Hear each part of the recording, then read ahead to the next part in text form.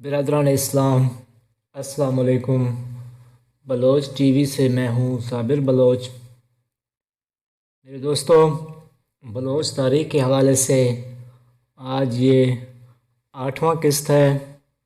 اس سے پہلے میں نے بلوچ تاریخ کے حوالے سے 7 قسطیں یا 7 حصے بیان کیے تھے۔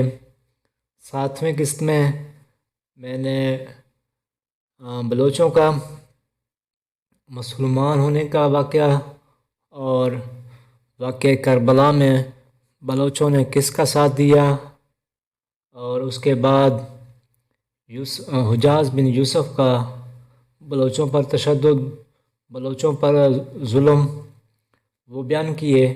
اور اس قسط میں میری کوشش ہے کہ میں مکران اور سیستان میں جو بلوچ ہجرت کر کے چلے گئے تھے ان کی کیا تاریخ ہیں، ان کی تاریخ بیان کرنے کی کوشش کروں گا۔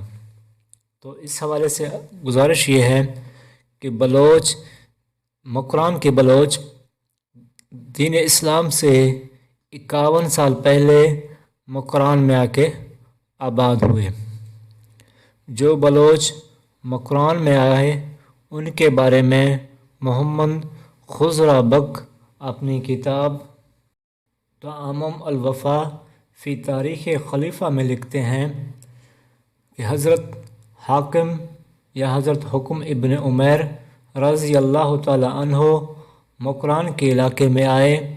ادھر سے حضرت سہیل نے کرمان فتح کر کے آگے بڑھتے ہوئے حضرت حاکم یا حکم ابن عمیر کے لشکر کے ساتھ شامل ہوئے۔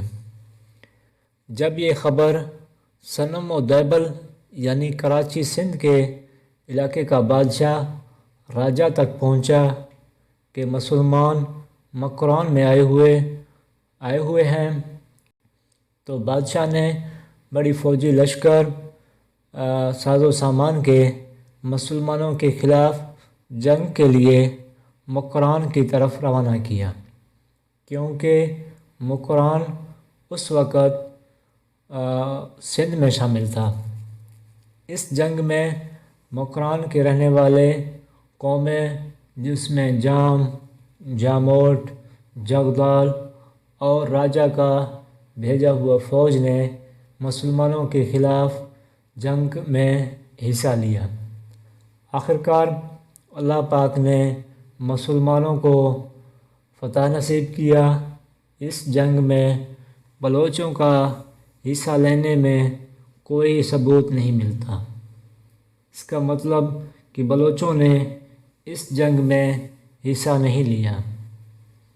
اس کی ایک وجہ تو یہ ہے کہ بلوچوں کی تعداد بہت کم تھی، ان کی آبادی اتنا زیادہ نہیں تھی کہ وہ کسی سے جنگ کر سکتے۔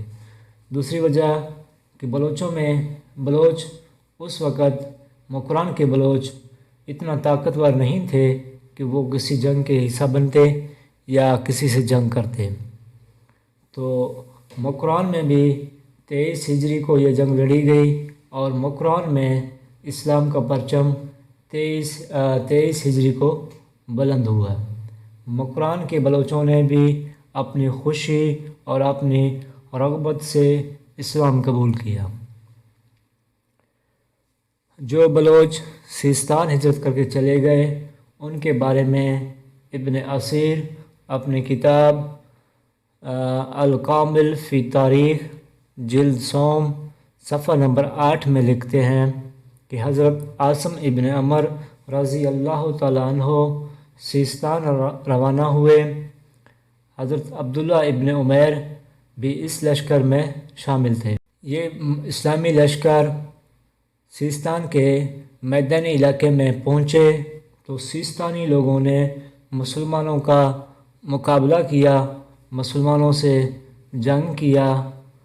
اس جنگ میں بھی اللہ تعالیٰ نے مسلمانوں کو فتح نصیب کیا اور سیستان میں بھی 23 ہجری کو اسلام کا پرچم بلند ہوا۔ بلوچوں نے کلمہ پڑھ کر مسلمان ہوئے اپنی خوشی میں اور اپنی رغبت سے۔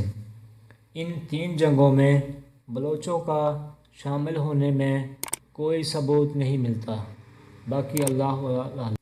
یعنی سیستان میں رہنے والے بلوچ اور مکران میں رہنے والے بلوچ اور کرمان میں وہ بلوچ جن کی تعداد کم تھی، تاریخ میں ان تینوں گروہ کی بلوچوں کا کسی بھی جنگ میں حصہ لینے کا کوئی ثبوت نہیں ملتا۔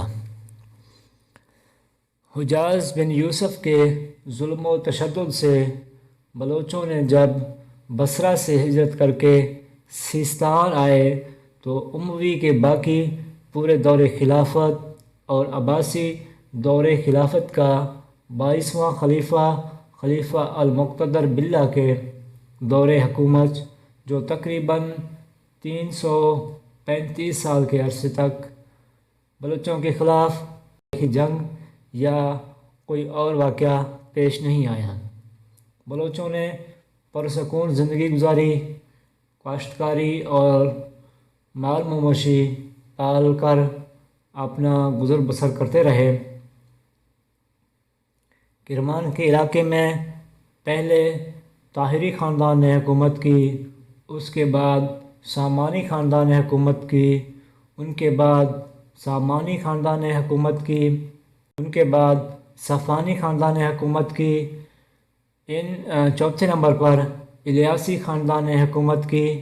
ان چاروں خاندانوں کے دور حکومت میں نہ تو کسی نے بلوچوں کے خلاف کوئی جنگ کیا اور نہ ہی کسی نے بلوچوں کے ساتھ کوئی دشمنی کی۔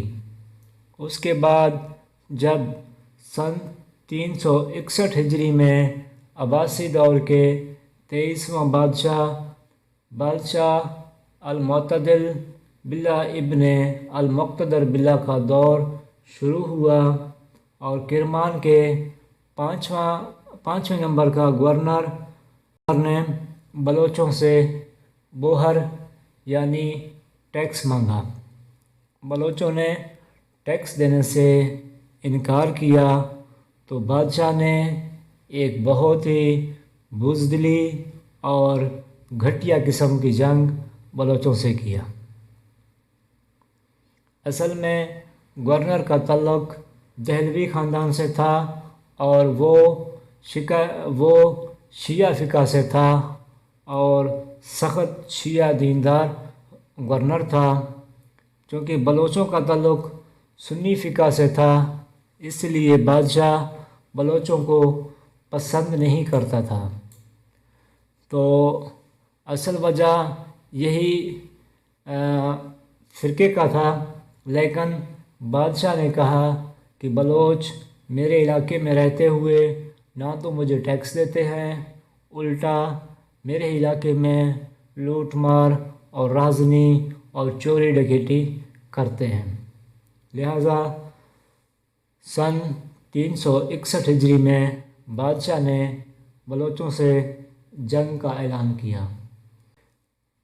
اس جنگ کی کیا تاریخ ہے یہ انشاءاللہ میں اپنے اگلی قسط میں بیان کروں گا۔ اپنا خیال رکھیے۔